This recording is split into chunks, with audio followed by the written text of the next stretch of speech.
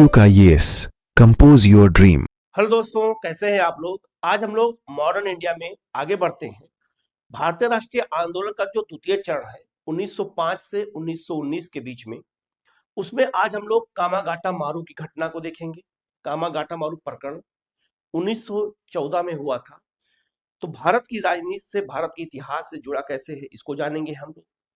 और लखनऊ पैक्ट 1916 में जो लखनऊ अधिवेशन हुआ, मुस्लिम लीग और कांग्रेस का अधिवेशन साथ में हुआ, नरम दल गरम दल दोनों एक हो गए। तो उनके बारे में हमें यहाँ डिटेल में देखना है। और ये बहुत महत्वपूर्ण टॉपिक है, इसको देखना बहुत जरूरी है, क्योंकि यहाँ से क्वेश्चन बार बार पूछा जाता है।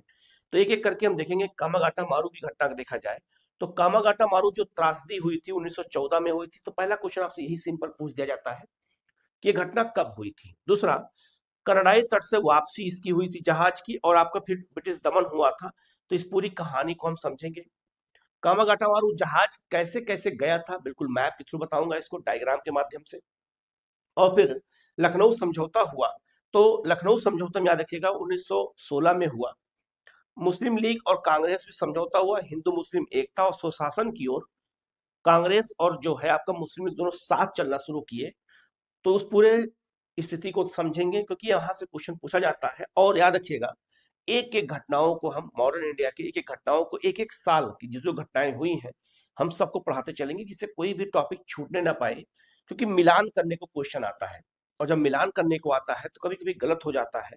क्योंकि मॉडर्न इंडिया में मिलान करने के क्वेश्चन पूछे जाते हैं कि कौन सी घटना पहले हुई थी, कौन घटना बाद में हुई थी। और ये मिनिमम देखा जाए तो मैक्सिमम सारे एग्जामों में पूछा जाता है। तो इस तरह के क्वेश्चन हमें देखना है, हमें इसको समझने की कोशिश करना है। और कहीं कोई डाउट होगा तो आप पूछ लीजिएगा, उसका जवाब आपको दिया जाएगा। हम लोग शुरू करते हैं कामागाटा मारू और लखनऊ पैक्ट से शुरू करते हैं। ये प्रथम विश्व युद्ध के साए में भारतीय संघर्ष चल रहा था। एक तरफ प्रथम विश्व युद्ध चल रहा है, एक तरफ ये सब घटनाएं हो रही हैं। इन चीजों को हमें जानना है।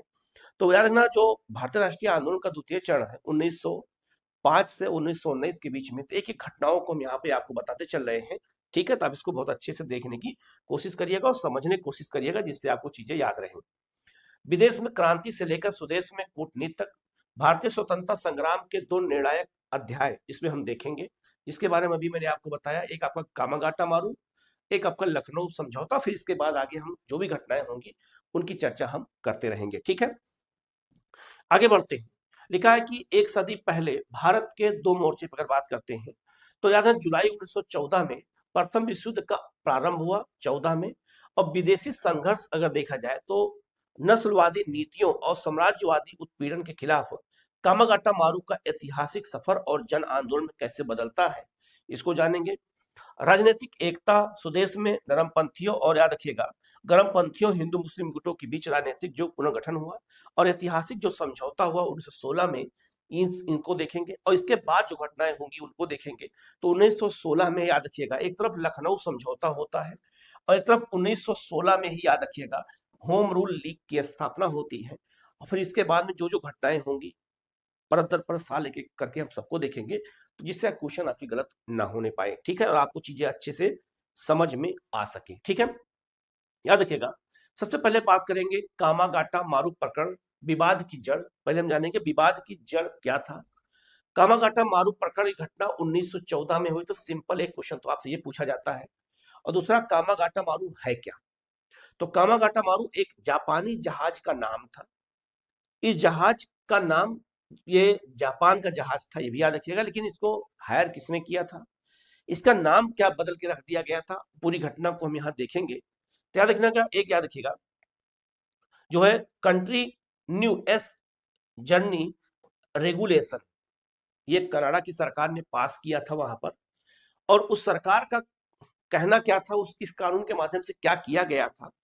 तो हुआ क्या था कि भेदभावपूर्ण कानून था। ये कानून कैसा था, भेदभावपूर्ण माना गया। ये कानून कनाडा की सरकार ने बनाया था।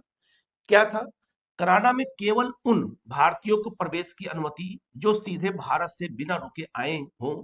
उस समय भारत से कनाडा का कोई सीधा मार्ग नहीं था। इस बहुत ध्यान समझिएगा, कामागाटा मारू का जो जड़ थी, जो आधार का कारण था, विवाद का कारण यह था कि ये इस कानून के तहत यह नियम लाया गया कि अगर कोई व्यक्ति, कोई भारतीय सीधे भारत से अगर आ रहा है तब तो उसे कनाडा आने की अनुमति है। बहुत ध्यान समझिएगा इस बात को। अगर कोई सीधे भारत से, मान लो भारत से कोई सीधे कनाडा आना चाहता है तो वो आ सकता है, उसके लिए कोई रोक टोक नहीं है। लेकिन अगर कोई भारतीय भारत से सीधे ना आकर के किसी दूसरे देश से अगर आता है, चाहे वो जापान हो, चीन हो, कहीं दूसरे देश से आता है, वो भारतीय हो और किसी दूसरे देश से अगर कनाडा आ रहा है तो उसे आने की अनुमति नहीं होगी। तो ये कानून कहता है, country new S journey regulation कहता है। लेकिन उस समय कनाडा तक जाने का सीधा मार्ग था ही नहीं भारत से। बिना कहीं किसी न किसी देश रुके हुए जा ही नहीं जा सकते थे। हांगकांग, चीन, सिंगापुर, ये क्या कहते हैं आपका, या फिर जापान, किसी न किसी देश से होके ही जाना पड़ता था। तो ये एक भेदभावपूर्ण कानून था। तो केवल जो भारत से सीधे जा सकते थे उन्हीं की अनुमति थी, बाकी किसी को अनुमति नहीं थी। ये कानून बना दिया गया और कानून ये काम करना शुरू किया। लेकिन वहां एक घटना घट गई। घटना क्या घटी कि नवंबर 1913 में कनाडा के सुप्रीम कोर्ट द्वारा 35 भारतीयों को प्रवेश की अनुमति दे दी गई जो जापान से गए थे। इस कानून को सुप्रीम कोर्ट ने रोक दिया और कहा, इस कानून के खिलाफ सुप्रीम कोर्ट ने आदेश दिया कि 35 भारतीय जो जापान से आ रहे हैं उनको आने की अनुमति है कनाडा। जब ये कनाडा 35 भारतीयों को अनुमति मिल गई तो दुनिया के जहां जहां भारतीय रहते थे वो चाहते थे कि हम भी कनाडा जाएं। उसी से उत्साहित होकर के, याद रखिएगा, चुनौती अप्रैल 1914 में सिंगापुर के एक धनी व्यवसायी गुरदीप सिंह जो है संधू द्वारा ब्रिटिश कानूनों को चुनौती देने के लिए जापानी जहाज कामागाटा मारू, जिसका नाम इन्होंने बाद में क्या रख दिया था, गुरु नानक जहाज। कामागाटा मारू जहाज का एक नाम ये भी है गुरु नानक जहाज। याद रखिएगा, क्वेश्चन गलती ना होने पाए, को किराए पर लिया। जब देखा कि 35 भारतीयों को जो जापान से जा रहे हैं और सुप्रीम कोर्ट ने अनुमति दे दी है, तो हम भी सिंगापुर से कुछ भारतीयों को लेकर के जा सकते हैं कनाडा। ये इस निर्णय से उत्साहित होकर के जापानी जहाज कामागाटा मारू को किराए पर ले लिया और इन्होंने कामागाटा मारू का नाम बदल करके क्या रख दिया, गुरु नानक जहाज रख दिया। ये बात याद रखिएगा। अगर आपसे पूछा जाए कि कामागाटा मारू जहाज का नाम और क्या रखा गया था, तो गुरु नानक जहाज रखा गया था, याद रखिएगा। अब इस सुप्रीम कोर्ट के आदेश पर उत्साहित होकर के इन्होंने तुरंत कामागाटा मारू जहाज लिया और उसमें 376 यात्रियों को बैठा लिया। 376 यात्रियों को बैठाया, जिसमें अगर देखा जाए तो 340 यात्री सिख थे, 24 मुस्लिम थे और 12 जो आपका हिंदू थे और बाकी जो अन्य थे, इन सबको बैठाया और बैठा करके चलना शुरू कर दिया। 2-3 फैक्ट इसमें याद रखना कि जहाज किराए पे कौन लिया था, गुरदीप सिंह संधू। जापानी जहाज था कामागाटा मारू। कभी कभी ये पूछा कामागाटा मारू क्या था, जापानी जहाज था। इसका नाम गुरु नानक जहाज रखा गया था। 35 भारतीयों को अनुमति दी गई थी। और ये भी याद रखिएगा कि कामागाटा मारू की घटना में कौन सा कानून था जिसने भारतीयों को आने से रोक दिया किसी दूसरे देश से। तो इस कानून को याद रखना, country new S journey regulation. ये कनाडा की सरकार ने बनाया था। अब जैसे सुप्रीम कोर्ट ने वहां की अनुमति दिया और इन्होंने तुरंत जो है 376 यात्रियों को बैठाया और कनाडा की ओर चलना शुरू कर दिया।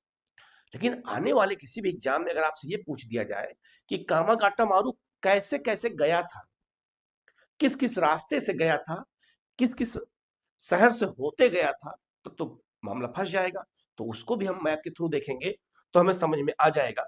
अब आपको मुझे पूरा विश्वास है कि आपको ये प्रकरण समझ में आ गया होगा कि विवाद की जड़ क्या थी। तो विवाद की जड़ यही थी। ठीक है, आगे बढ़ते हैं। अब देखो यहां पर उम्मीदों का सफर शुरू होता है हांगकांग से बैकवर्ड। कभी कभी बच्चे कंफ्यूज हो जाते हैं कि सिंगापुर के व्यापारी गुरदीप सिंह ने जहाज कामागाटा मारू लिया तो हो सकता है सिंगापुर से ही गए हों। गलत।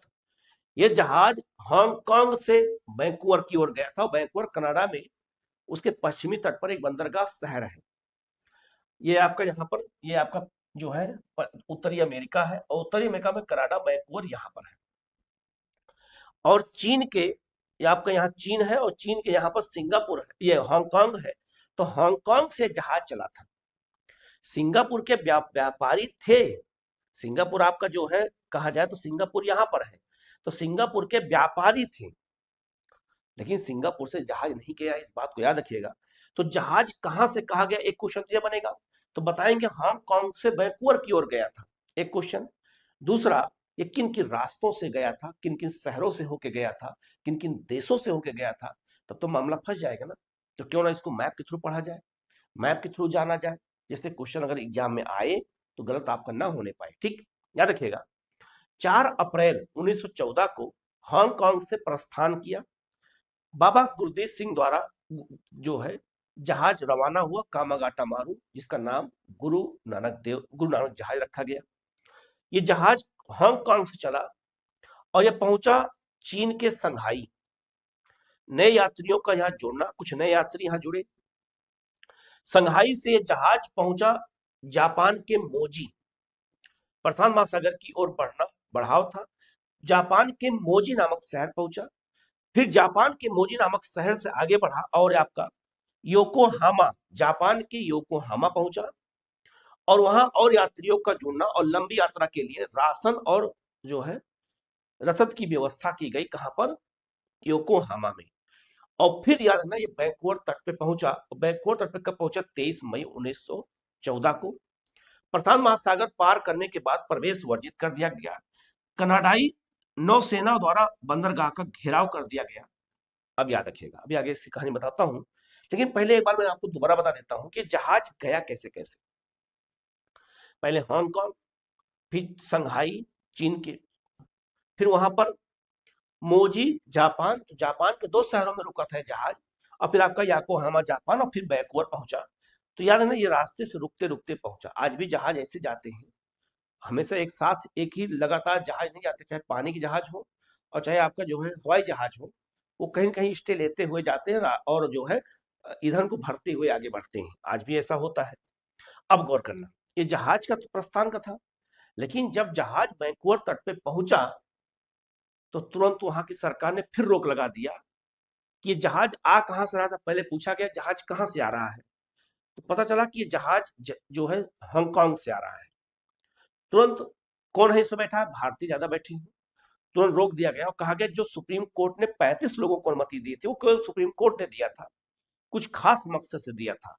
सबके लिए वो सुप्रीम कोर्ट ने नहीं कहा था, केवल उन 35 भारतीयों को कहा था जो जापान से आ रहे थे, केवल उन्हीं के लिए ये सुप्रीम कोर्ट ने छूट दिया था, सबके लिए छूट नहीं दिया था। और कर्नाटक सरकार ने कहा कि हम ये जहाज तट पे नहीं आने देंगे।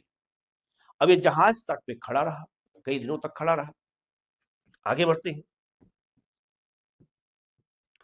वैंकूवर में गतिरोध, कैद और संघर्ष। जहाज पर कैद 2 महीने। जहाज 2 महीने समुद्र में खड़ा रहा। वैंकूवर तट के पास आने की अनुमति ही नहीं दी गई। केवल 24 यात्रियों को प्रवेश की अनुमति मिली, वैध दस्तावेजों के कारण। केवल 24 लोग की अनुमति मिली कि, और उनका जब पासपोर्ट चेक किया गया, उनका कागज चेक किया गया, तो पता लगा वो वैध थे। इसलिए शेष यात्री जहाज पर ही बंदी बने रहे। राशन और पीने के पानी की भारी कमी हो गई। परिणाम क्या निकला कि 23 जुलाई 1914 को कनाडाई नौसेना के दबाव में जहाज को वापस लौटने के लिए मजबूर किया गया, और यह वापस लौट आया जहाज। ये जहाज वापस लौट के जब आया तो भारत के बजबज बंदरगाह पहुंचा। तो उस समय, इसके बारे में बताता हूं अभी, लेकिन उस समय हुआ क्या, जिस समय जहाज खड़ा था वैंकूवर तट पर, कनाडा के तट पर, तो कनाडा और अमेरिका में बहुत सारे भारतीय रहते थे। उन लोगों ने विरोध करना शुरू किया और कहा कि हम संघर्ष करेंगे, और समितियों के निर्माण किया और कहा कि हम उन 376 लोगों के लिए संघर्ष करेंगे और उनको कनाडा में आने के लिए हम संघर्ष करेंगे और उनको हम कोशिश करेंगे कि वो आए। इसी प्रयास को लेकर के एक तटीय समिति बनाई गई। इसको अंग्रेजी में शोर कमेटी कहते हैं। तो तटीय कमेटी या शोर कमेटी का गठन किया गया। वैंकूवर के भारतीयों द्वारा कानूनी लड़ाई के लिए गठित किया गया। ये उन भारतीयों के लिए था जो मैकोर के तट पे आ सके, उनकी लड़ाई के लिए इस समिति का गठन किया गया। इसको सोर कमेटी कहते हैं या तटीय कमेटी कहते हैं। क्वेश्चन पूछा जाता है। इसका नेतृत्व किसने किया था? बलवंत सिंह, सोहनलाल पाठक और आपका हुसैन रहीम, इन 3 लोगों ने इसका नेतृत्व किया सोर कमेटी का। और सोर कमेटी का उद्देश्य यही था कनाडा में रहते हुए कि उन भारतीयों को जो है तट पे आने दिया जाए, इसीलिए जो है उन लोगों ने किया। और अमेरिकी समर्थन मिला। अमेरिका में रह रहे भारतीय नेताओं द्वारा यात्रियों के समर्थन में जन आंदोलन किया गया। उसका नेतृत्व किसने किया था? भगवान सिंह, बरकतुल्ला, रामचंद्र और सोहन सिंह भकना, इन लोगों ने अमेरिकी समर्थन किया अमेरिका में रहते हुए, और इन लोगों ने कनाडा में रहते हुए सोर कमेटी बनाया। तो आपसे कोई क्वेश्चन पूछा जाए कि कामागाटा मारुकी के लोगों को इंसाफ दिलाने के लिए किस कमेटी गठन किया गया था? तो सोर या तटीय कमेटी किसने गठित किया था? याद रखिएगा, बलवंत सिंह, सोहन लाल पाठक और आपका हुसैन रहीम। ये इंपॉर्टेंट है। दूसरा, सोर कमेटी का हो चाहे तटीय कमेटी का हो, या क्वेश्चन ये पूछा जा सकता है कि तटीय कमेटी गठन क्यों किया गया था कनाडा में, ऐसा क्या संबंध है? तो कामागाटा मारू के जहाज को तट पे लाने के लिए किया गया था। अब आपको समझ में आ गया होगा कि जो है कैसे कैसे घटनाएं आगे बढ़ती हैं और कैसे हमें इन चीजों को ध्यान में रखना है। ठीक है, आगे बढ़ते हैं। अब जहाज वहां से वापस आया और कलकत्ता के बजबज बंदरगाह पे पहुंचा। बजबज का रक्तरंजित और अंत सितंबर 1914 में। तो याद है ना, पहला कदम क्या हुआ कि कलकत्ता वापसी हुई। तो कलकत्ता में बजबज नामक बंदरगाह पे पहुंचे। प्रथम विश्व युद्ध शुरू हो चुका था। 27 सितंबर 1914 को जहाज कलकत्ता के बजबज घाट पर पहुंचा। जो बजबज ये कलकत्ता बंदरगाह था, उस पर बजबज नामक एक घाट बनाया गया था, प्लेटफॉर्म बनाया गया था, वहां उतरा। ब्रिटिश दृष्टिकोण, ब्रिटिश सरकार ने डरे हुए यात्रियों को खतरनाक क्रांतिकारी घोषित कर दिया, क्योंकि वो लोग भूखे थे, 2 साल से जहाज पे कैद थे, फ्रस्ट्रेशन था उनको। तो उनको उनके गुस्से को ब्रिटिश सरकार ने क्या समझा कि वो खतरनाक क्रांतिकारी है। टकराव हुआ। पुलिस द्वारा यात्रियों को जबरन पंजाब जाने वाली विशेष ट्रेन में बैठने का प्रयास किया गया। यात्रियों ने कोलकाता में रुकने की मांग की। एक चूंकि पंजाबी ज्यादा थी, तो ये हुआ कि इनको पंजाब भेजा जाए विशेष ट्रेन से, लेकिन उन लोगों ने कहा कि हम कलकत्ता रुकना चाहते हैं। उसी को लेकर के पुलिस में और यात्रियों में क्या हो गया, झड़प हो गई, संघर्ष हो गया, जिस कारण क्या हुआ कि पुलिस द्वारा निहत्थे यात्रियों पर अंधाधुंध गोली फायरिंग की गई और 19 यात्रियों की मौत हो गई और कई क्या हो गए, गिरफ्तार हो गए। इसके बाद जब गिरफ्तार हो गए तो याद रखिएगा, ये इंपॉर्टेंट है। और इसके बाद जो गुरदीप सिंह थे वो भूमिगत हो गए, वो छुप गए। बाद में महात्मा गांधी जब दबाव पड़ा तो महात्मा गांधी के कहने पर उन्होंने आत्मसमर्पण किया था। तो लिखा है कि बाबा गुरदीप सिंह भूमिगत हो गए, लेकिन 1922 में महात्मा गांधी के कहने पर आत्मसमर्पण किया। 5 वर्ष की इनको सजा सुनाई गई थी, गुरदीप सिंह को, याद रखिएगा। तो महात्मा गांधी के कहने पर इन्होंने आत्मसमर्पण किया था, तो इस बात को याद रखना। यही पूरी घटना क्या थी, कामागाटा मारू की घटना थी। कामागाटा मारू की घटना को याद रखिएगा, क्वेश्चन पूछा जाता है। आगे बढ़ते हैं। लिखा है कामागाट मारू की शहादत की गूंज की बात करते हैं, तो ऐतिहासिक प्रभाव क्या पड़ा?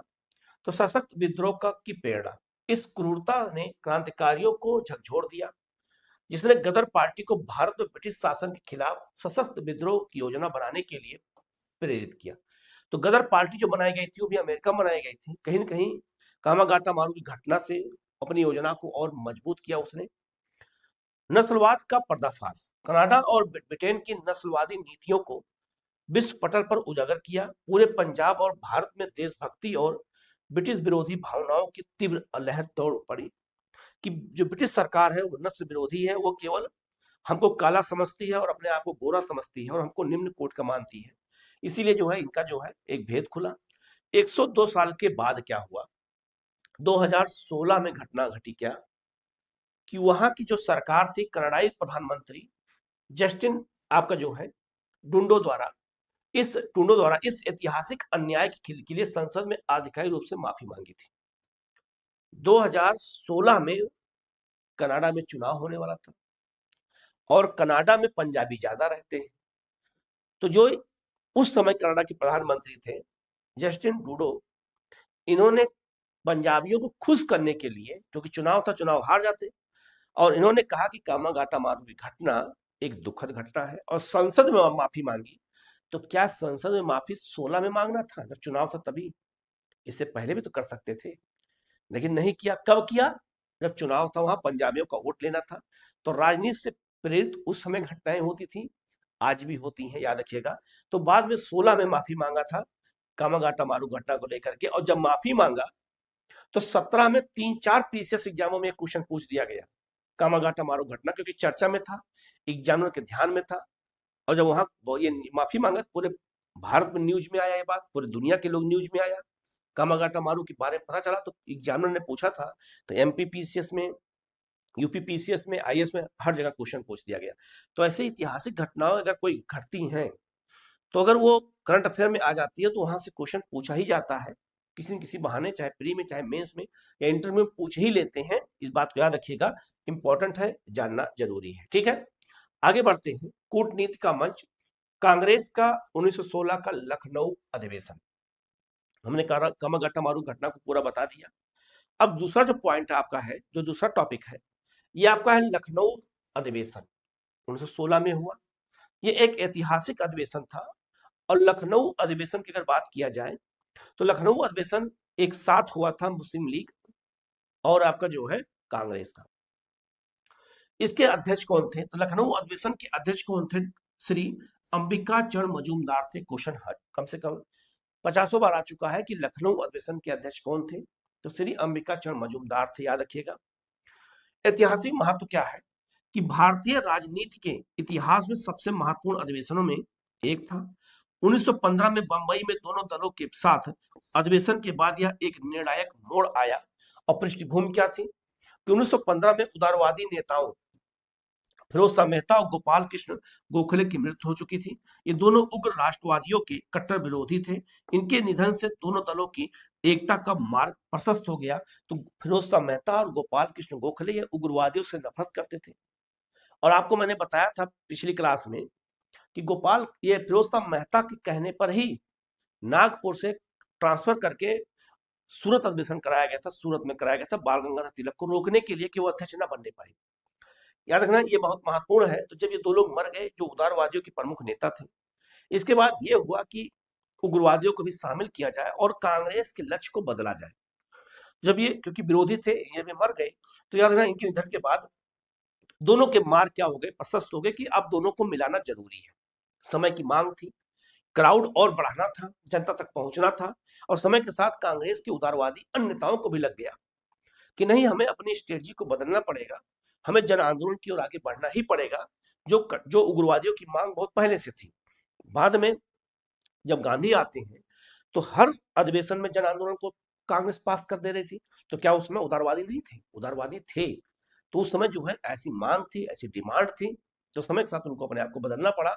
ये बात याद रखिएगा। ठीक है, आगे बढ़ते हैं। तो आप ये समझ गए होंगे कि जो है अध्यक्ष कौन थे, और पृष्ठभूमि क्या थी, और आपका ऐतिहासिक महत्व क्या था इस अधिवेशन का, याद रखना है। आगे बढ़ते हैं। लखनऊ दोहरी एकता का प्रतीक। लखनऊ अधिवेशन का जो पहला महत्वपूर्ण क्या था कि कांग्रेस का पुनर्मिलन। 1907 के सूरत विभाजन का अंत हुआ। 9 वर्षों के निष्कासन के बाद उग्रवादियों, जो क्या कह सकते हैं, गर्मपंथी जो थे, उनका कांग्रेस में पुनः प्रवेश हो गया। ये बात याद रखिएगा। तो लखनऊ अधिवेशन का जो पहला महत्व यही है कि कांग्रेस का पुनर्मिलन हो गया और उदारवादी और उग्रवादी क्या हो गए, आपस में फिर मिल गए। दूसरा महत्व क्या हुआ, कांग्रेस लीग समझौता, इसी को लखनऊ समझौता कहते हैं, ये बात याद रखना। तो जो लखनऊ पैक्ट है, वो लखनऊ पैक्ट मुस्लिम लीग और कांग्रेस के लिए है। लखनऊ पैक्ट को उदारवादी और उग्रवादियों के बीच समझौता मत मानिएगा। समझौता जो लखनऊ पैक्ट हुआ, लखनऊ समझौता हुआ है, वो कांग्रेस और मुस्लिम लीग के बीच हुआ है। ये कंफ्यूजन दूर कर लीजिएगा। जो ये दोनों आपस में मिल रहे हैं, ये लखनऊ समझौता नहीं कहलाता है। लखनऊ समझौता इसको कहते हैं लीग, कांग्रेस लीग समझौता। हिंदू मुस्लिम एकता, भारतीय राष्ट्रीय कांग्रेस और ऑल इंडिया मुस्लिम लीग के बीच ऐतिहासिक समझौता हुआ, जिसे लखनऊ समझौता कहते हैं, लखनऊ पैक्ट कहते हैं। लखनऊ पैक्ट, इस बात को याद रखिएगा, कई बार बच्चे गलत कर दिए हैं, क्वेश्चन क्लास में पूछते हैं हमसे। मैंने बताया था कि समझौता, लखनऊ जो पैक्ट है वो कांग्रेस और मुस्लिम लीग के बीच है। ये उदारवादी उग्रवादियों के बीच समझौते को लखनऊ पैक्ट नहीं कहते हैं। इस बारीक को जान लीजिएगा, आप गलती मत करिएगा इस बात को। ठीक है, ये बात याद रखिएगा। और तीसरा इंपॉर्टेंट क्या हुआ इसका कि चंपारण के राजकुमार शुक्ल महात्मा गांधी से मिलने यहीं पे आए थे और महात्मा गांधी यहीं पर उनसे मिले थे और उनको आश्वासन दिया था कि हम जो है आएंगे और आ करके हम जो है चंपारण आएंगे और आके वहां की समस्याओं को देखेंगे। तो जब चंपारण वाला चैप्टर पढ़ाऊंगा तो वहां आपको बताऊंगा इस बात को, ठीक है? तो आप इसको याद रखिएगा। अब आप ये समझ गए होंगे कि लखनऊ समझौते का महत्वपूर्ण पॉइंट क्या है। एक कांग्रेस और आपका जो है मिलन हुआ और दूसरा लीग के साथ समझौता हुआ और लीग जो है अब भारतीय राष्ट्रीय कांग्रेस के साथ मिलकर के स्वराज प्राप्ति करने के लिए काम करने लगा। क्यों ऐसा हुआ मैंने बताया था पिछली क्लास में, फिर बता देता हूं। क्योंकि 1914 में विश्व युद्ध शुरू हुआ तो तुर्की जर्मनी की ओर था और ब्रिटेन और जो तुर्की के सुल्तान थे वो पूरे इस्लाम जगत के खलीफा थे। लेकिन ब्रिटेन ने आश्वासन दिया भारतीय मुसलमानों को कि हम खलीफा के साथ कुछ नहीं करेंगे।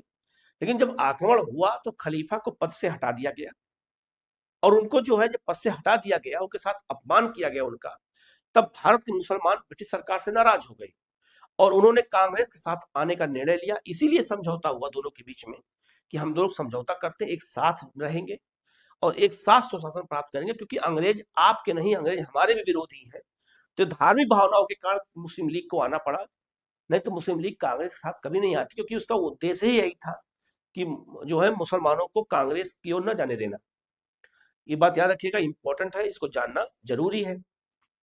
आगे बढ़ते हैं, नोट की बात करते हैं। तो 1912 में 12 के कलकत्ता अधिवेशन में लीग ने तय किया था कि वह मुसलमानों के हितों की रक्षा की शर्त पर स्वशासन के लिए अन्य दलों का सहयोग करेंगे। 1913 में ही लीग ने स्वशासन को अपना राष्ट्रीय लक्ष्य मान लिया था। तो मुस्लिम लीग ने 1913 में ही मान लिया था, क्योंकि उनको ये लग गया था कि कुछ भी हो जाए ब्रिटेन हमला करेगा ही तुर्की पर, क्योंकि तुर्की जर्मनी की ओर है।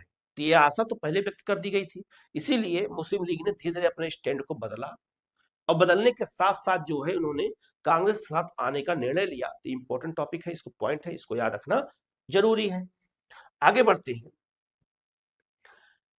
समझौते के सूत्रधार कौन थे?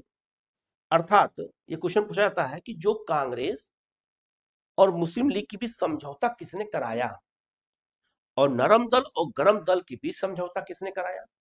तो याद रखना, तिलक और एनी बेसेंट का योगदान क्या था?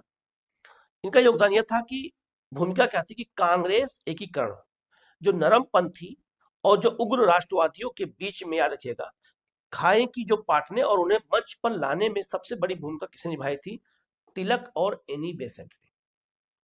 जब कांग्रेस का विभाजन हुआ था तो एनी बेसेंट बहुत नाराज, बहुत दुखी हुई थी और अंत में एनी बेसेंट ने तिलक को समझाया और तिलक और एनी बेसेंट दोनों लोगों ने मिल करके ये निर्णय लिया कि अब उग्रवाद और उदारवादी एक साथ हो जाएंगे। तो अगर क्वेश्चन कभी आपसे पूछा जाए कि उदारवादी और उग्रवादी जो आपस में मिल गए लखनऊ में 1916 में, उसमें मुख्य सूत्रधार कौन था? उस समझौते का मुख्य भूमिका किसने निभाई थी? तो तिलक और एनी बेसेंट ने निभाया था। लेकिन दूसरी तरफ मुस्लिम लीग और कांग्रेस के बीच जो लखनऊ समझौता हुआ, उसके सूत्रधार कौन थे? तो उसके सूत्रधार याद रखिएगा कौन थे? मोहम्मद अली जिन्ना और आपका तिलक। तो तिलक दोनों जगह पे थे। तो तिलक और मोहम्मद अली जिन्ना के ने मिलकर के निर्णय लिया कि हम एक हो जाएंगे। तो भूमिका क्या थी कि कांग्रेस लीग पैक्ट हुआ। मुस्लिम लीग और कांग्रेस के मध्य समझौते के मुख्य शिल्पकार कौन थे? जिन्ना। शिल्पकार दो लोग थे। जिन्ना ने पहली बार 1913 में ही मुस्लिम लीग के लखनऊ अधिवेशन और कांग्रेस के कराची अधिवेशन दोनों के में हिस्सा लिया था और याद रखना यहीं पर निर्णय लिया कि अब हम जो है एक रहेंगे। तो जो लखनऊ समझौता हुआ मुस्लिम लीग और कांग्रेस के बीच में, उसमें मुख्य जो है शिल्पकार कौन थे? तिलक और मोहम्मद अली जिन्ना। और लीग के जो आपका क्या कह सकते हैं उदारवादी उग्रवादियों के समझौता कराने के सूत्रधार कौन थे? तिलक और एनी बेसेंट थे। इनको याद रखेगा। पंडित मदन मोहन मालवीय की क्या भूमिका थी? इन्होंने क्या भूमिका निभाई? विरोध किया, इस तुष्टीकरण और आधारित समझौते का कड़ा विरोध किया था, क्योंकि हिंदू महासभा से जुड़े हुए थे मदन मोहन मालवीय। तो अगर आपसे एग्जाम में पूछा जाए कि कांग्रेस और मुस्लिम लीग के बीच जो समझौता हुआ, लखनऊ समझौता, उसका विरोध किसने किया था? तो मदन मोहन मालवीय ने किया था। ये भी याद रखिएगा कि मदन मोहन मालवीय ने इसका विरोध किया और कहा कि जो है ये समझौता तुष्टीकरण पर आधारित है, आप अपने अपने लाभ के लिए समझौता कर रहे हो, देश के जो है जन आंदोलन के साथ आप खिलवाड़ कर रहे हो। तो इस बात को याद रखिएगा, ये भी इंपॉर्टेंट है, जानना हमें जरूरी है। ठीक है, आगे बढ़ते हैं। कांग्रेस लीग समझौता, शर्तें और दूरगामी परिणाम क्या निकला। कांग्रेस और मुस्लिम लीग के बीच जब समझौता हो गया, समझौते की शर्त क्या थी? तो शर्त क्या था कि कांग्रेस ने क्या स्वीकार किया और मुस्लिम लीग ने क्या स्वीकार किया। बिना स्वीकार एक दूसरे के को स्वीकार के समझौता हो नहीं सकता है।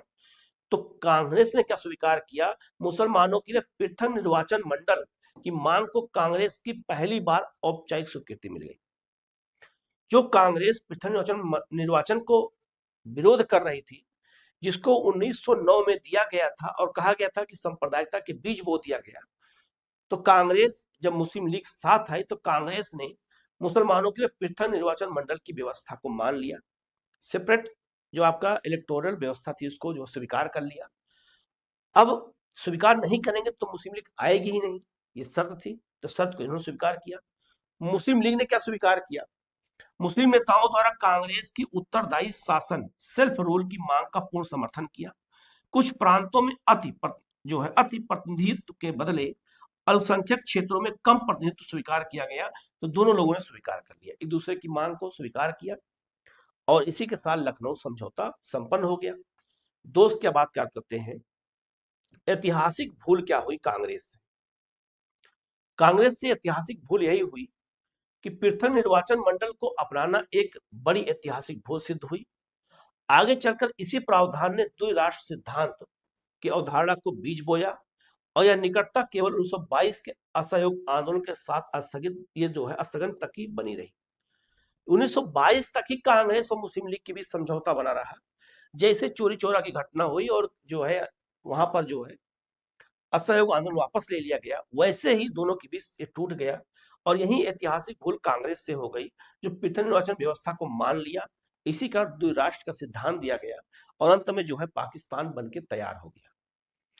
पाकिस्तान मुस्लिम लीग अपने लक्ष्य में कामयाब हो गई, जिस लक्ष्य के साथ वो काम कर रही थी उसमें कामयाब हो गई। और यही कुछ ऐसी सी भूलें हुई कांग्रेस से, कुछ गलतियां हुई जिनकी वजह से दो राष्ट्र सिद्धांत मजबूत होता चला गया और देश के विभाजन की नींव धीरे धीरे मजबूत होती चली गई।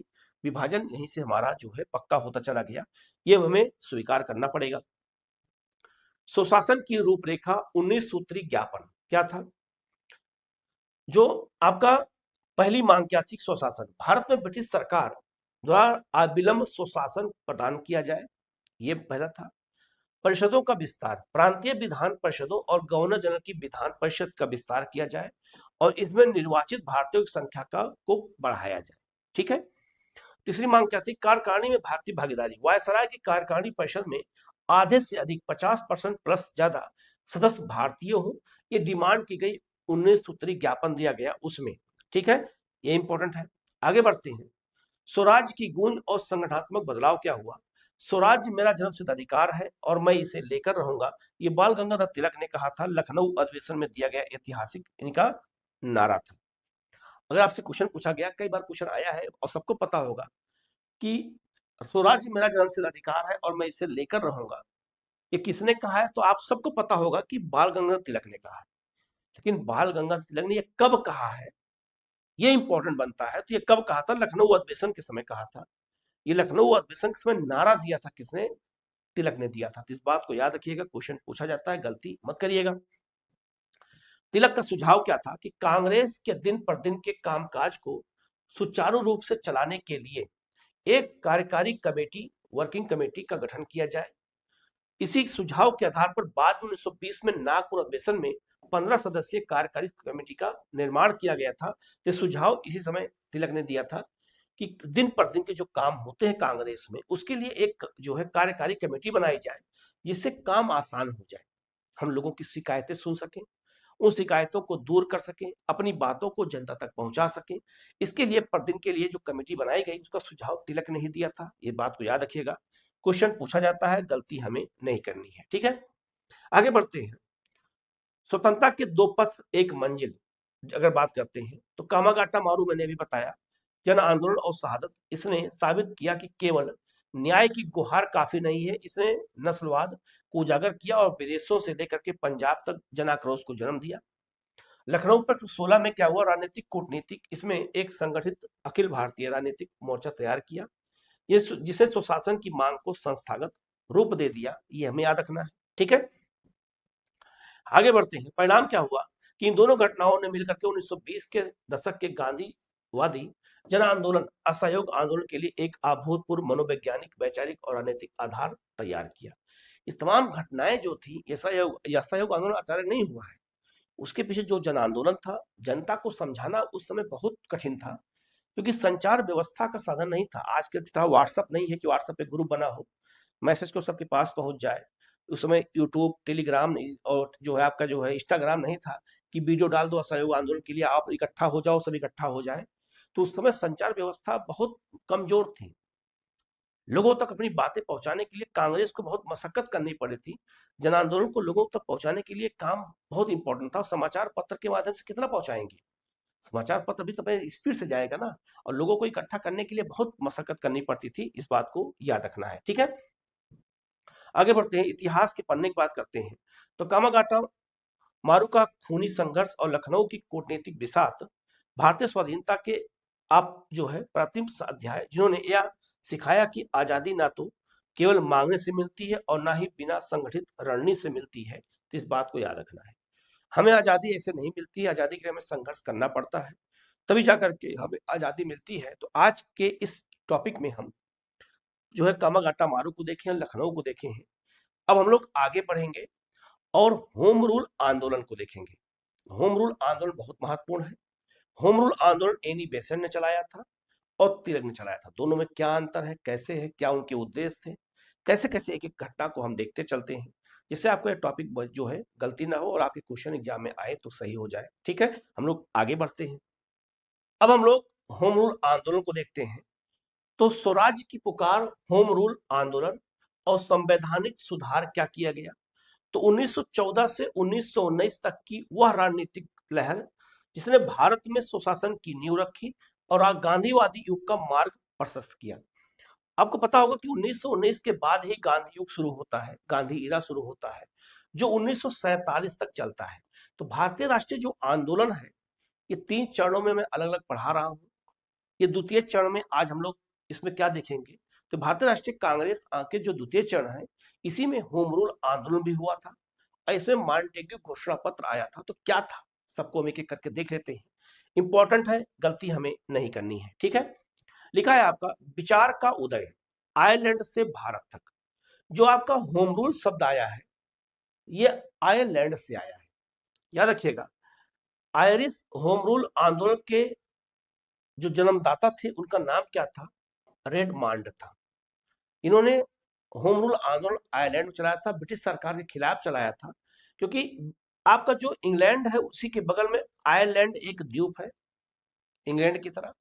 उस पर इंग्लैंड ने कब्जा करने की कोशिश किया, उस पर कब्जा किया, और आज भी उसके उत्तरी क्षेत्र पर इंग्लैंड का कब्जा है। तो इसीलिए वहां पर उसकी आजादी के लिए, याद रखेगा, वहां पर होम रूल आंदोलन चलाया गया। और आयरलैंड की रहने वाली कौन थी, एनी बेसेंट थी। तो भारत में भी उसी के सिद्धांत के आधार पर हमारे यहाँ क्या चलाया गया, होम रूल चलाया गया। उद्देश्य क्या था, होम रूल लीग बना करके ब्रिटिश सरकार पर सुशासन के लिए योजनाबद्ध दबाव डालना था। तो याद रखना, अगर एक शब्द में कहा जाए कि होम रूल लीग का उद्देश्य क्या था, तो एक शब्द में कहे, सुशासन की प्राप्ति। सुशासन की प्राप्ति ही जो है होम रूल था, उसका अर्थ भी यही है। और होम रूल का लीग का एक ही मात्र उद्देश्य, सीधा सिंपल कहा जाए तो याद रखिएगा, सुशासन। सुशासन की प्राप्ति करने के लिए ही तिलक ने और एनी बेसेंट ने अपने अपनी योजनाओं के तहत, अपने अपने उद्देश्यों के तहत होम रूल चलाया। तो होम रूल चलाने वाले 2 व्यक्ति हैं, एक एनी बेसेंट और आपका एक तिलक। लेकिन इनके बारे में डिटेल में पढ़ेंगे। आगे बढ़ते हैं, शुरुआत कहां से होती है, तो याद रखना कि जून 1914 में 6 वर्ष के कठोर कारावास के बाद बाल गंगाधर तिलक की मांडले जेल से वापसी होती है। मांडले जेल में इनको जो बंद किया गया था, 14 में छूट के आते हैं 6 वर्ष के बाद।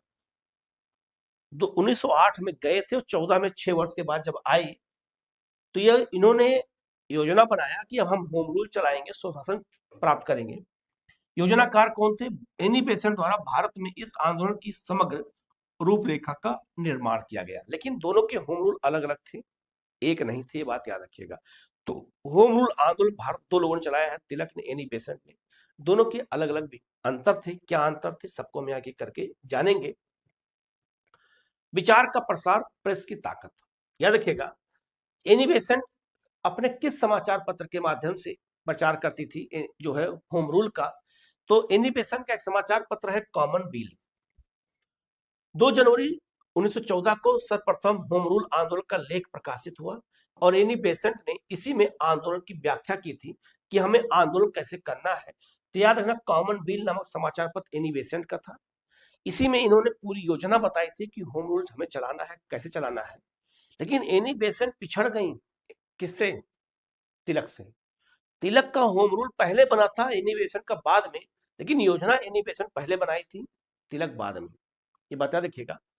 न्यू इंडिया भी इन्हीं का समाचार पत्र है। आंदोलन का प्रमुख मुखपत्र यही था। अगर आपसे क्वेश्चन पूछा जाए कि जो है एनी बेसेंट के होम रूल का मुख्य समाचार पत्र कौन था, तो न्यू इंडिया था, जिसने दैनिक आधार पर जनमानस को जागृत किया। और एक आपका यंग इंडिया लीग से संबंधित एक अन्य महत्वपूर्ण साप्ताहिक समाचार पत्र यंग इंडिया था। यंग इंडिया महात्मा गांधी का समाचार पत्र भी है और आपका एक जो है होम रूल जो है एनी बेसेंट से जुड़ा हुआ एक और अलग है, याद रखिएगा। रणनीति कहा जाए, स्ट्रेटजी कहा जाए, बेसेंट का मुख्य लक्ष्य होम रूल के माध्यम से सभी भारतीय वर्गों को संगठित करना था। उनका सुदृढ़ विश्वास था कि हिंदू प्रणाली पश्चिमी सभ्यता से श्रेष्ठ है। इन्होंने हिंदू धर्म को अपना लिया था। ये एक ईसाई थी। कौन? Annie Besant. एनी बेसेंट के जो पति थे एक पादरी थे, उन्होंने वहां उनसे तलाक ले लिया, भारत चली आई।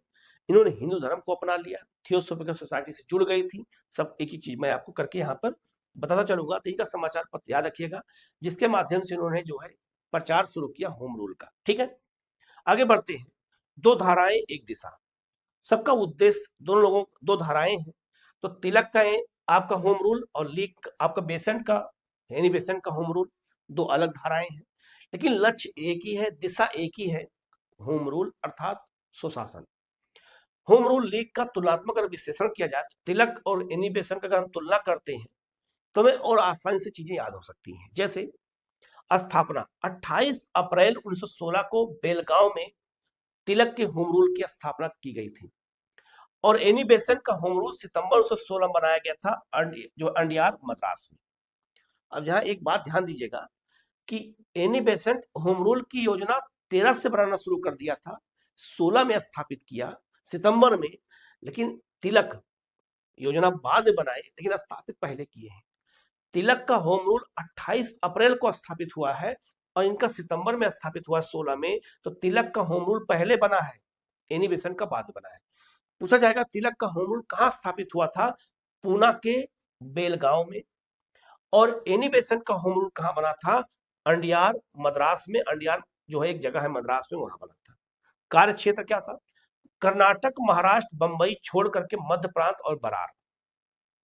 कर्नाटक, महाराष्ट्र, बंबई को छोड़ करके जो है मध्य प्रांत और बरार। तो कर्नाटक में इनका क्षेत्र था, मध्य प्रांत में इनका ये महाराष्ट्र में इनका क्षेत्र था, लेकिन बंबई में नहीं था।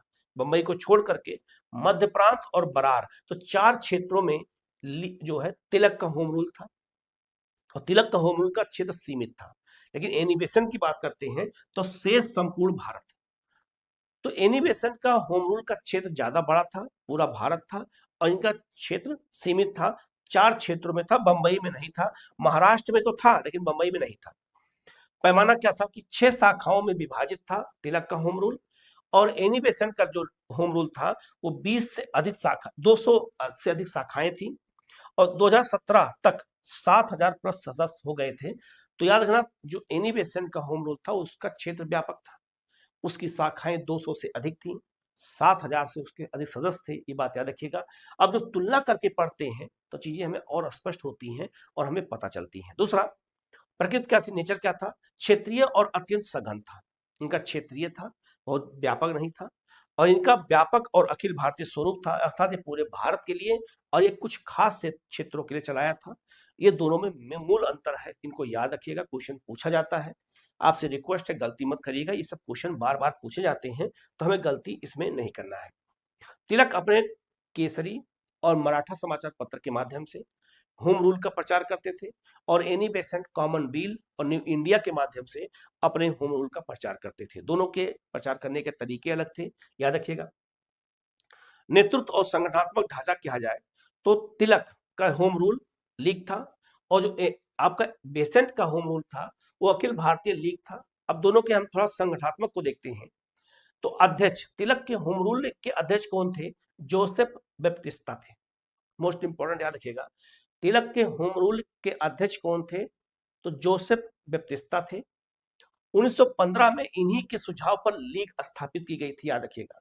तिलक ने लीग स्थापित इन्हीं के सुझाव पे किया था, और तिलक ने बाद में इन्हें क्या बना दिया? होम रूल लीग का अध्यक्ष। तो होम रूल लीग का अध्यक्ष तिलक नहीं थे। आपसे पूछा जाएगा कि तिलक द्वारा स्थापित होम रूल लीग का अध्यक्ष कौन था, तो पहला ऑप्शन तिलक ही देगा एग्जामिनर। आप फट से लगा दोगे टिक, फिर हाय मैया हाय दैया करते हुए घर आओगे। तो उस समय अध्यक्ष कौन थे? जोसेफ बैप्टिस्टा थे, और इन्हीं सुझाव पर तिलक ने स्थापित भी किया था। सचिव कौन थे? एनसी केलकर थे। एनसी केलकर तिलक के होम रूल के सचिव थे। प्रमुख सदस्य कौन थे? जीएस खापड़े, बीएस मुंजे, आरपी कंदीकर, ये सब इसके सदस्य थे। सचिव कौन था और अध्यक्ष कौन था? याद रखिएगा, तिलक के। ये संगठनात्मक ढांचा था। इनिवेशन की बात करते हैं, याद रखना, अगर कहा जाए तो ये एक कोर कमेटी बनाई गई थी, तो 9 शामिल विशिष्ट सदस्य शामिल थे। वो कौन कौन थे, क्या क्या था? सचिव कौन थे? संगठनात्मक मंत्री जॉर्ज अरुंडेल थे। एनी बेसेंट के होम रूल लीग का सचिव कौन थे? जॉर्ज अरुंडेल थे। महासचिव कौन थे? सीपी रामास्वामी अय्यर थे। और कोषाध्यक्ष कौन थे? मजदूर नेता बीपी वाडिया थे। लेकिन एनी बेसेंट के होम रूल लीग का अध्यक्ष कौन था, ये याद रखना है। तो कौन था वो? एनी बेसेंट स्वयं थी। ये बात याद रखना, वहां तिलक स्वयं नहीं थे, यहाँ तिलक एनी बेसेंट स्वयं थी। ठीक है, आगे बढ़ते हैं। अब यहाँ एक क्वेश्चन बहुत महत्वपूर्ण है कि जवाहरलाल नेहरू, मोतीलाल नेहरू, मोहम्मद अली जिन्ना, चित्तरंजन दास, लाला लाजपत राय, तेज बहादुर सप्रू, भूला भाई देसाई, ये सब याद रखिएगा, ये सब किसके से जुड़े हुए थे? एनी बेसेंट के होम रूल से जुड़े हुए थे। इन नेताओं के नाम याद रखिएगा। अगर आपसे पूछ दिया जाए कि नेहरू, मोतीलाल नेहरू, जवाहरलाल नेहरू, जिन्ना, ये सब जो है किसके लीग से जुड़े हुए थे? तो एनी बेसेंट के लीग से जुड़े हुए थे। ये बात याद रखना। नेहरू के बारे में क्वेश्चन पूछा भी गया था कि नेहरू किसके एनी बेसेंट होम रूल से जुड़े हुए थे? तो एनी बेसेंट के होम रूल से जुड़े हुए थे। इस बात को याद रखिएगा, क्वेश्चन यहां से पूछा जाता है, गलती आप बिल्कुल मत करिएगा। ठीक है, आगे बढ़ते हैं। तिलक का स्वराज रणनीतिक मांग से परे, इनका स्वराज क्या था? स्वराज कल्चर और आपका सोशल रिफॉर्म, तीन के आधार पर काम करते थे। तो तिलक का जो स्वराज था, भाषाई राज्य, स्वराज की मांग को भाषाई आधार पर राज्यों के निर्माण से जोड़ा तिलक ने। स्थानीय शिक्षा, मातृभाषा में शिक्षा का पुरजोर समर्थन किया किसने? तिलक ने। और समाज सुधार क्या था कि छुआछूत और जाति प्रथा का कड़ा विरोध किया था तिलक ने। तो तिलक का जो क्या कह सकते हैं स्वराज था, वो आपका स्वराज जो है कल्चर और सोशल रिफॉर्म दोनों से जुड़ा हुआ था। इस बात को याद रखिएगा। इसी आंदोलन के दौरान तिलक को लोकमान्य की पदवी प्राप्त हुई थी। तो लोकमान्य तिलक, बाल गंगाधर तिलक को लोकमान्य कहा जाता है। तो लोकमान्य की पदवी कब इनको मिला, यह पद कब मिला? होम रूल आंदोलन के समय में। 1916 में जब सरकार ने उन पर मुकदमा चलाया, तो मोहम्मद अली जिन्ना के नेतृत्व में वकीलों के दल ने उनका बचाव किया था। ये क्वेश्चन जल्दी कहीं मिलता नहीं, याद रख लीजिएगा। जब इनके ऊपर मुकदमा चलाया गया था 16 में तिलक के ऊपर, तो वकीलों की पैरवी किसने किया था? वकीलों का पैरवी करने में सबसे महत्वपूर्ण भूमिका निभाई किसने थी? मोहम्मद अली जिन्ना ने निभाई थी, उनके बचाव के लिए। इस बात को याद रखिएगा, ये भी क्वेश्चन पूछा जा सकता है, गलती आप बिल्कुल मत करिएगा। आगे बढ़ते हैं, एनी बेसेंट की बात करते हैं। तो एनी बेसेंट थियोसॉफिकल सोसाइटी से जुड़ी हुई थी और आध्यात्मिक दर्शन की बात करते हैं। तो एनी बेसेंट याद रखिएगा, भारत आई थी, कब आई थी? 1893 में आई थी। 1893 में आई थी, लेकिन उससे पहले ही वो थियोसॉफिकल सोसाइटी की सदस्य बन चुकी थी। तो घटनाक्रम अगर हम देखते हैं तो 1889 और 1891 के बीच में मैडम ब्लावात्स्की द्वारा प्रकाशित पत्रिका लूसीफेर का संपादन इन्होंने किया था। और मैडम ब्लावात्स्की और आपका अलकाट ने ही थियोसॉफिकल सोसाइटी बनाया था 1875 में। तो उससे इन्होंने ये जुड़ाव रखा। 1911 में बनारस में the order of the star in the east नामक संगठन की स्थापना बनारस में किसने किया था? एनी बेसेंट ने किया था। 1911 में किया था। क्वेश्चन बहुत महत्वपूर्ण है, याद रखिएगा। और आपका जो है जिड्डू कृष्ण मूर्ति कौन थे? बेसेंट ने, एनी बेसेंट ने इन्हें अपना धर्मपुत्र बनाया था। अगर आपसे पूछ दिया जाए कि एनी बेसेंट ने किसे अपना धर्मपुत्र बनाया था, तो याद रखना जिड्डू कृष्ण मूर्ति को बनाया था। और बुद्ध के 5वें अवतार मैत्रेय के रूप में घोषित किया था इनको। तो बुद्ध के भी अवतार होते हैं मैत्रेय। तो बुद्ध के जो मैत्रेय 5वें अवतार के रूप में किसको घोषित किया था इन्होंने? जिड्डू कृष्ण मूर्ति को। किसने? एनी बेसेंट ने। ये बात याद रखिएगा। इन्हें अपना धर्मपुत्र बनाया था, ये भी याद रखिएगा। जल्दी किताब में कहीं मिलता नहीं है तो क्वेश्चन पूछा जा सकता है, इसको याद रखना जरूरी है। 1927 में कृष्णमूर्ति ने यह संगठन यह कहते हुए भंग कर दिया कि सत्य का प्रचार नहीं हो सकता है, सत्य जिया जाता है। अर्थात बाद में इन्होंने फ्रीडम फॉर द नॉन आपका पुस्तक लिखी थी। किसने? कृष्णमूर्ति ने। और इन्होंने इस संगठन को समाप्त करते समय क्या कहा था कि सत्य का प्रचार नहीं किया जा सकता, सत्य के साथ जिया जा सकता है। ये जाहिर सी बात, सही बात है कि अगर हम मान लो कि हम ईमानदार हैं, तो हम ये नहीं कहेंगे कि हम ईमानदार हैं, हम कट्टर ईमानदार, हम ये नहीं कह सकते हैं। कोई दूसरा व्यक्ति कहेगा हमारे बारे में। हम अपने बारे में ईमानदार नहीं कह सकते हैं। हमारे चरित्र का जो है, हम चरित्र का निर्माण कर सकते हैं, लेकिन चरित्र की व्याख्या हमारे कोई दूसरा ही करता है कि ये व्यक्ति अच्छा है या बुरा है। ये बात याद रखिएगा।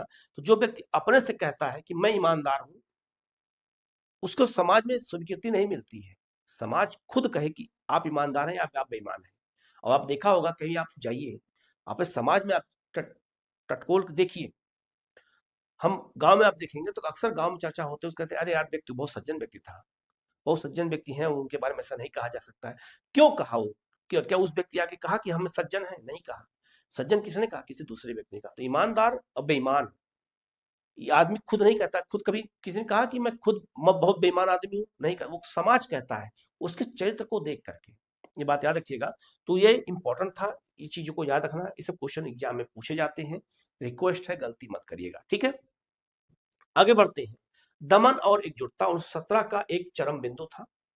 दमन का हुआ, मद्रास सरकार द्वारा एनी बेसेंट ऊटी में नजरबंद कर दिया गया। बीपी वाडिया और जॉर्ज अरुंडेल को गिरफ्तार कर लिया गया। तो आपका जो होम रूल आंदोलन था, वो जैसे ही निर्माण हुआ धीरे समाप्त होने लगा, तो दमन किया गया। प्रतिक्रिया क्या हुई? सर एस सुब्रमण्यम अय्यर ने विरोध में नाइटहुड की उपाधि त्याग दी। प्रथम भारतीय ये थे जो इन्होंने नाइटहुड की उपाधि त्यागी थी। अगर कभी क्वेश्चन पूछ दिया जाए कि नाइटहुड की उपाधि त्यागने वाला पहला व्यक्ति कौन था, तो याद रखना सर एस सुब्रमण्यम अय्यर थे, जो एनी बेसेंट गिरफ्तार होने पर उन्होंने त्यागपत्र दे दिया था, उपाधि को हटा दिया। सूर्यनाथ बनर्जी, जिन्ना और मदन मोहन मालवीय जैसे अब तक दूर रहे उदारवादी नेता भी लीग में शामिल हो गए। ये भी याद रखिएगा, ये सब लीग में शामिल हो गए, प्रतिक्रिया हुई, इनको याद रखिएगा। जिन्ना भी इनके लीग से जुड़े हुए थे, ये इंपॉर्टेंट है। विजय क्या मिली? दिसंबर 17 में दबाव में सितंबर में बेसेंट को की रिहाई हो गई। और दिसंबर 1917 में कांग्रेस के कलकत्ता अधिवेशन की अध्यक्ष किसको बनाया गया? Annie Besant. एनी बेसेंट का ख्याति इतनी बढ़ गई गिरफ्तार होने के बाद कि कांग्रेस को लगा कि क्यों ना इनको अपना अध्यक्ष बना लिया जाए। तो 1917 में कांग्रेस की पहली महिला अध्यक्ष किसको बना दिया गया? एनी बेसेंट को। ये बात याद रखिएगा। 1917 में क्वेश्चन पूछा जाता है, गलती मत करिएगा। ऐसे क्वेश्चन बार बार एग्जाम में आते हैं, तो हमें गलती नहीं करना है, ठीक है। हम लोग आगे बढ़ते हैं। आगे लिखा है आपका, भारत अब अनुग्रहों के लिए घुटनों पर नहीं बल्कि अधिकारों के लिए अपने पैरों पर खड़ा है। स्वतंत्र व्यक्ति स्वतंत्र देश का निर्माण कर सकता है, ये एनी बेसेंट ने कहा था। तो कभी कभी ये सब जो कहावतें हैं, जो विचार हैं, ये भी क्वेश्चन पूछ देते हैं कि ये किसने कहा है। तो याद रखिएगा, ये आपका एनी बेसेंट ने कहा है। ये भी याद रखना जरूरी है, क्वेश्चन अगर आए तो गलत आपका ना होने पाए। भू आपका रणनीतिक डोमिनो प्रभाव, भारत सचिव का पतन क्या है? ये प्रथम विश्व युद्ध हुआ मेसोपोटामिया इराक, इराक में मेसोपोटामिया क्षेत्र है, दजला फरात नदी के बीच में ब्रिटिश भारतीय सेना की करारी पराजय हो गई। मेसोपोटामिया में याद रखिएगा, प्रथम विश्व युद्ध के दौरान इराक में ब्रिटिश सेना पराजित हो गई। मई 1917 में रिपोर्ट आया, मेसोपोटामिया आयोग की रिपोर्ट प्रकाशित की गई। भारत सरकार के कार्यों की कड़ी आलोचना की गई। मेसोपोटामिया रिपोर्ट याद रखिएगा कब आई थी? 1917 में। ये भी क्वेश्चन पूछा जा सकता है, याद रखिएगा। दोषारोपण, पराजय के लिए भारत सचिव चेम्बरलेन के नियंत्रण वाली भारत सरकार को जिम्मेदार माना गया। अभी ध्यान दीजिएगा, प्रथम विश्व युद्ध हुआ, मेसोपोटामिया में ब्रिटिश भारतीय सेना लड़ने गई और भारत के कामकाज को भारत सचिव देखते थे। नाम क्या था उनका? चेम्बरलेन नाम था। और जब हार गया, ब्रिटिश सेना वहां पे हार गई इराक में, और जब इराक में हार गई तो एक रिपोर्ट तैयार की गई। उस रिपोर्ट का नाम रखा गया मेसोपोटामिया आयोग। मेसोपोटामिया आयोग ने एक रिपोर्ट तैयार किया और कहा कि जो ये हार हुई है, हार का जिम्मेदार कौन है? चेम्बरलेन है। ध्यान रखना, अगर पूछा जाए कि मेसोपोटामिया आयोग क्यों बनाया गया था, तो इराक में भारतीय जो ब्रिटिश सेना हार गई थी उसकी जांच के लिए बनाया गया था, याद रखिएगा। प्रकाशित हुई, भारत सरकार कार्यों की कड़ी आलोचना की गई। मई 1917 में ये आयोग बनाया गया था, ये भी याद रखिएगा। पराजय के लिए भारत सचिव को क्या माना गया? जिम्मेदार माना गया, क्योंकि यही सरकार देखते थे इंग्लैंड बैठ के, और इन्होंने इस्तीफा दे दिया। भारी दबाव के कारण चेम्बरलेन को अपना पद त्याग करना पड़ा, तो ये भी याद रखिएगा। ये भी उसी समय एक घटना घटी थी 17 में। तो मैंने आपको वादा किया है कि जितनी भी घटनाएं हैं, हम छोटी बड़ी सब घटनाओं को शामिल करेंगे, कि क्वेश्चन आपके हाथ से जाना नहीं चाहिए। जब आप पढ़ रहे हो तो ठीक से पढ़ें, नहीं तो ना पढ़ें। हमारा यही कि हमेशा मैं अपने छात्रों से यही कहता हूँ कि जब पढ़ो तो मन लगा के पढ़ो, और पढ़ाई में एक्टिंग मत करो। गांव वालों को, समाज को ये मत दिखाओ कि हम तैयारी कर रहे हैं आईएएस की, पीसीएस की। एक्टिंग नहीं करना है तैयारी करने के नाम पर। पढ़ो तो जम के पढ़ो, ना तो छोड़ दो, कोई और काम करो, ज्यादा अच्छा है। ठीक है, तो हमें जो है समय बर्बाद नहीं करना है। आगे बढ़ते हैं। नया नेतृत्व क्या है? मॉन्टेग्यू नए भारत सचिव के रूप में नियुक्त किए गए। जब चेम्बरलेन को हटा दिया गया आपका मेसोपोटामिया प्रकरण के कारण, तो उसके स्थान पर मॉन्टेग्यू आए थे, और मॉन्टेग्यू सुधार भी आया था। कब? 1919 में अधिनियम के द्वारा। तब उन मॉन्टेग्यू आए, भारत सचिव बनकर के आए, और मॉन्टेग्यू आते ही इन्होंने एक घोषणा कर दिया, जिसे अगस्त घोषणा कहते हैं। अगस्त मॉन्टेग्यू भारत सचिव बन के आए, इन्होंने एक घोषणा किया, और चूंकि अगस्त महीने में किया, इसीलिए इसको हम क्या कहते हैं? अगस्त घोषणा कहते हैं। 20 अगस्त 1917 को इन्होंने घोषणा किया, और मॉन्टेग्यू घोषणा को अगस्त घोषणा भी कहा जाता है, याद रखिएगा, क्योंकि अगस्त के महीने में इसको शुरू किया गया था। तो अगस्त घोषणा याद रखिएगा, इंपॉर्टेंट है, इसको याद रखिएगा, क्वेश्चन पूछा जाता है। क्या है ये?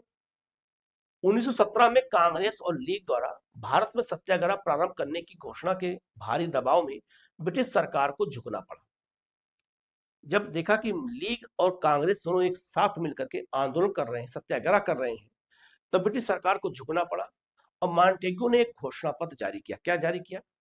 ब्रिटिश साम्राज्य के अभिन्न अंग के रूप में भारत में उत्तरदायी सरकार का कर्मिक रूप से विकास करने के लिए स्वशासी संस्थाओं का कर्मिक रूप से विकास किया जाएगा। हाउस ऑफ कॉमन्स में ये बात कही गई। अगस्त घोषणा में यही निर्णय लिया गया। घोषणा मतलब यही था, घोषित किया गया कि भारत में उत्तरदायी सरकार की स्थापना की जाएगी, और उत्तरदायी सरकार की स्थापना करने के लिए ही 1919 का अधिनियम लाया गया था, ये भी याद रखिएगा। तो 1919 के अधिनियम में पहली बार उत्तरदायी सरकार की स्थापना का जो है काम भी शुरू किया गया था, लेकिन यह उत्तरदायी सरकार के लिए ही अगस्त घोषणा पत्र आया है। उत्तरदायी सरकार को ही जो है के माध्यम से काम करना था, ये बात याद रखिएगा। ये बहुत इंपॉर्टेंट है, इसको याद रखना जरूरी है। ठीक है, आगे बढ़ते हैं। यह पहली बार था जब ब्रिटिश सरकार ने आधिकारिक तौर पर भारत में उत्तरदायी शासन की स्थापना की बात स्वीकार की, और उदारवादियों ने इसे भारत का मैग्ना कार्टा कहा था। याद रखिएगा, जो अगस्त घोषणा पत्र है, इसे कांग्रेस के उदारवादियों ने क्या कहा? भारत का मैग्ना कार्टा कहा, ये भी याद रखिएगा। तो अगस्त घोषणा आया था, मॉन्टेग्यू घोषणा इसे कहते हैं, ये बात याद रखिएगा, क्वेश्चन पूछा जाता है, गलती आप लोग बिल्कुल मत करिएगा। आगे बढ़ते हैं। आंदोलन का अवसान और नेतृत्व का बिखराव। 1916 में जिस मुस्लिम लीग आगे बढ़ते हैं। आंदोलन का अवसान और नेतृत्व का बिखराव 1918। जिस होम रूल आंदोलन को 1916 में स्थापित किया गया दोनों के द्वारा, तिलक और एनी बेसेंट के द्वारा, 2 ही साल में पतन की ओर बढ़ गया। कैसे? मार्ग 1, आपका एनी बेसेंट का झुकाव क्या था? जुलाई 1918 में मॉन्टेग्यू चेम्सफोर्ड सुधारों की घोषणा के बाद बेसेंट संतुष्ट होकर के सरकार और सुधारों की समर्थक बन गई। तो जो चाहती थी उत्तरदायी सरकार स्थापित हो, वो अंग्रेजों ने दे दिया चेम्सफोर्ड सुधार के द्वारा, तो एनी बेसेंट संतुष्ट हो गई और लीग को आगे बढ़ाना कम कर दिया। तिलक क्या हुआ? तिलक का क्या हुआ कि एक अंग्रेज थे, उन्होंने किताब लिखी थी, जो है किताब का नाम क्या था? Indian unrest.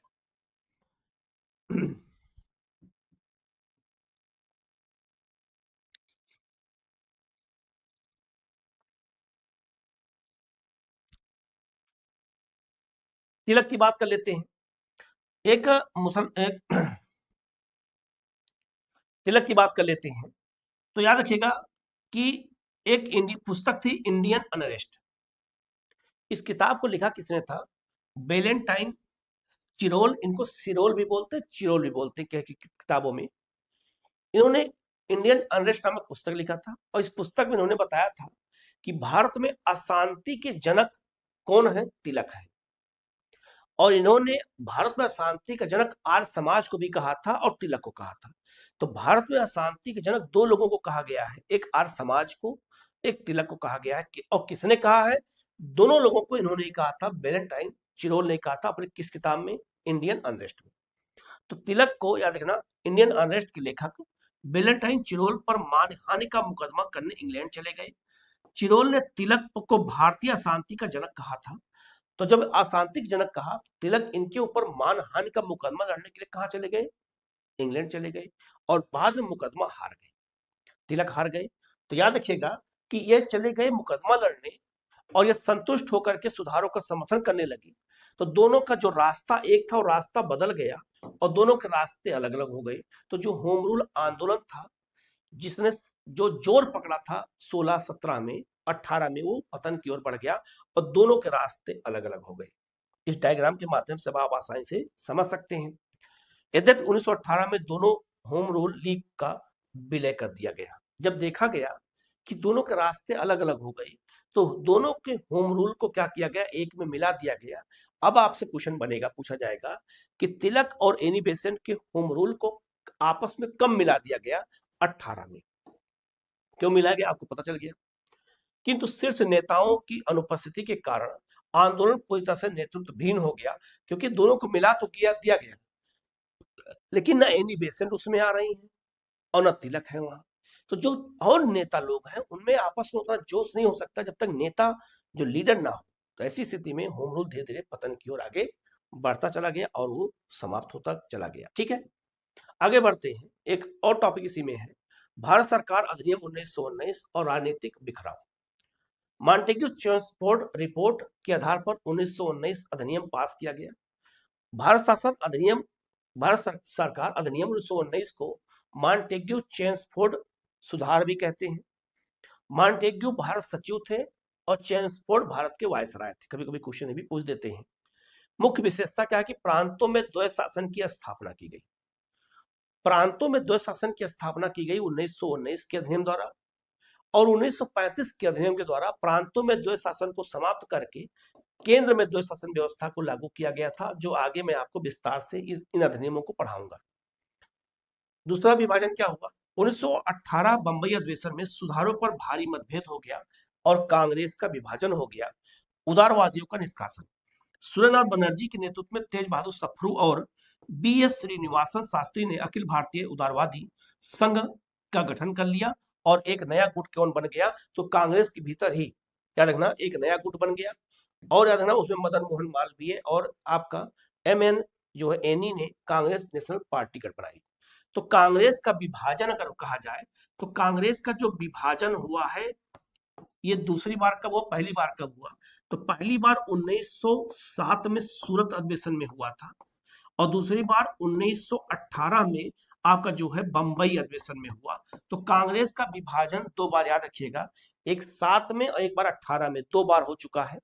और एक जो है क्या बन गया? ऑल इंडिया लेबर फेडरेशन, एक बन गया आपका कांग्रेस नेशनलिस्ट पार्टी बन गया। तो दो भागों में बट गए। तो कांग्रेस का विभाजन दो बार हुआ है। एक बार विभाजन हुआ है जो है स्वदेशी स्वशासन राष्ट्रीय शिक्षा बहिष्कार को लेकर के, और एक बार विभाजन हो गया 1919 के अधिनियम की बात को लेकर के। कुछ लोग चाहते थे कि यह अधिनियम हम नहीं मानेंगे और जो मानते थे वो ये अलग हो गए और जो नहीं मानते थे वो अलग हो गए। तो मॉन्टेग्यू चेम्सफोर्ड जो सुधार आया था उसको लेकर के भी कांग्रेस का विभाजन हुआ है। कई लोगों को नहीं पता होगा, याद रखिएगा, क्वेश्चन आता है, गलती नहीं होनी चाहिए। ठीक है, आगे बढ़ते हैं। द्वैध शासन की विडंबना क्या थी कि प्रांतों में शक्तियों का ऐसा कृत्रिम और अव्यवहारिक विभाजन, जहां निर्वाचित भारतीय मंत्रियों को जिम्मेदारी दी गई लेकिन संबंधित विभाग ब्रिटिश अधिकारियों के पास रखे गए। मतलब उत्तरदायी शासन की स्थापना कर दी गई और अलग अलग विभागों का अध्यक्ष भारतीयों को बना दिया गया लेकिन पावर नहीं दिया गया। पावर किसके पास था? ब्रिटिश सरकार के पास था। भारतीय मंत्री हैं, आपस में उलझे हुए हैं, और ब्रिटिश अधिकारी एक तरफ है। अब दोनों लोग मिलकर काम कर रहे हैं। मद्रास के मंत्री केपी रेड्डी की ऐतिहासिक टिप्पणी क्या थी? मैं विकास मंत्री था, किंतु मेरे अधीन वन विभाग नहीं था। जाहिर सी बात है कि इनका कहना था कि मैं मंत्री हूं, मुझे मंत्री बना दिया गया, लेकिन मेरे पास कोई अधिकार नहीं है। वही है उत्तरदायी सरकार बेवकूफ बनाने के लिए ब्रिटिश सरकार ने दिया था। इसीलिए कांग्रेस के लोग चाहते थे कि उसका जो है हम खंडन करें। तो जो लोग खंडन करना चाहते थे वो अलग हो गए, जो नहीं चाहते थे अलग रह गए। मैं सिंचाई मंत्री था, किंतु मेरे अधीन कृषि विभाग नहीं था। अब आप समझ सकते हैं कि मंत्री बना दिया गया, लेकिन अधिकार नहीं दिया गया। ये 1919 का एक विडंबना थी, इसको जानना जरूरी था, क्वेश्चन पूछा जाता है। ठीक है, 1919 के सुधारों पर राजनीतिक प्रतिक्रिया क्या आई? उदारवादी इसे सकारात्मक, इसे भारत का मैग्ना कार्टा की संज्ञा दी। जो उदारवादी कांग्रेसी नेता थे वो बहुत खुश हुए इस सुधार को लेकर के कि हमें उत्तरदायी सरकार मिल गया, बहुत खुश हुए। उन्होंने इसे मैग्ना कार्टा की संज्ञा दे दी, ये सकारात्मक था। बाल गंगाधर तिलक का कहना था कि अत्यधिक आलोचना इन्होंने किया। इन सुधारों को असंतोषप्रद, निराशाजनक और बिना सूरज का सवेरा, सूर्य विहीन उषा काल कहा था। ये लाइन पूछा जा सकता है कि तिलक ने ये लाइन कब कहा था? 1919 के सुधारों को लेकर कहा था कि सूर्य विहीन उषा काल, सुबह तो हो गई लेकिन सूरज नहीं निकला है। कांग्रेस के अमृतसर अधिवेशन में असंतुष्टि, सुधारों को आधिकारिक तौर पर अपर्याप्त बताया गया। कांग्रेस के अमृतसर अधिवेशन में इसकी आलोचना की गई, इस सुधारों की। सुभाष चंद्र बोस का कहना था कि पूर्ण अस्वीकृति, इसे भारतीयों के लिए बेड़ियों का नया जाल करार दिया।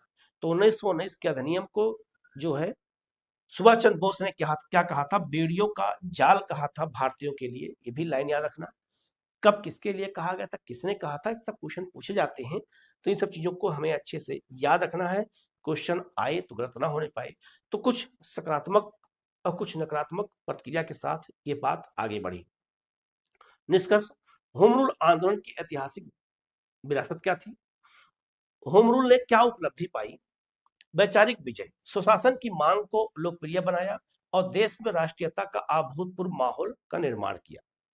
नेटवर्क क्या था? शहरों से लेकर गांवों तक राजनीतिक संपर्क स्थापित हो गया। जाहिर सी बात है, गांव तक पहुंचाने में होम रूल का बहुत बड़ा योगदान था। भविष्य की नींव, उत्साही राष्ट्रवादियों की एक पूरी पीढ़ी तैयार की, जो भविष्य में गांधी जी के जन आंदोलन का प्रमुख आधार बन गया। तो गांधी जी के जन आंदोलन का आधार में भी इन लोगों ने योगदान दिया। किसने? स्वराज्यवादियों ने, होम रूल लीग ने। सीमाएं क्या थी? सामाजिक दूरियां, एंग्लो इंडियंस, बहुसंख्यक मुसलमान और दक्षिण भारत की गैर ब्राह्मण जातियां इससे दूर रहीं। उन्हें भय था कि इसके द्वारा उच्च जातीय हिंदुओं का वर्चस्व स्थापित हो जाएगा।